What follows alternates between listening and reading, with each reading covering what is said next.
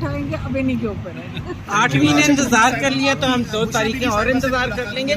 हमें तो कोई जल्दी नहीं है, हमें तो इंसाफ चाहिए, जब भी देंगे 10 दिन चाहे इंतजार करवा ले, मगर हमें इंसाफ चाहिए। ये मुर्दा घोड़ा कब तक घसीटते फिरेंगे प्रोसिक्यूशन जो है। अव्वल तो मैं सिर्फ एक कहना चाहती हूँ कि ये जो रिजवान अब्बासी साहब को शर्म आनी चाहिए कि जो केस उन्होंने बनाया था उसका आकर दिफा नहीं कर सके। उनमें इतनी हिम्मत नहीं है कि वो आकर अपना बनाया हुआ केस का दिफा करते। बेचारे हामिद अली शाह साहब को लाए हैं जलील होने के लिए, खुद आते अपना जवाब देते।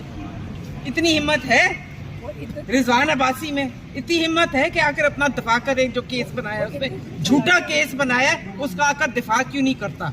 आए वो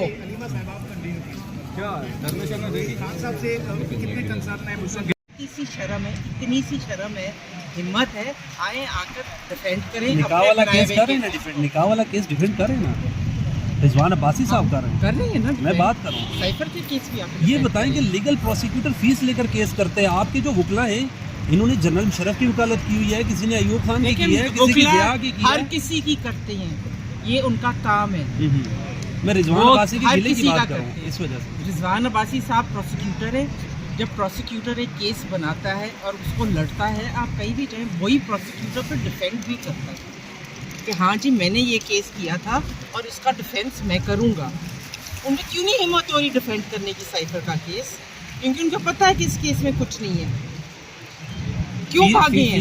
क्यों भागे हैं? फीस का इशू भी हो सकता है। 10 केसेस में फीस लेने, 11वें केस में उनको इशू हो गया। 11वें केस में इशू हो गया फीस का। क्या बात कर रहे हैं आप? Thank you ma'am. ये शाम कुरैशी साहब की वाइफ थी और आज रिजवान अब्बासी भी बहुत अग्रेसर और गुस्से में थी।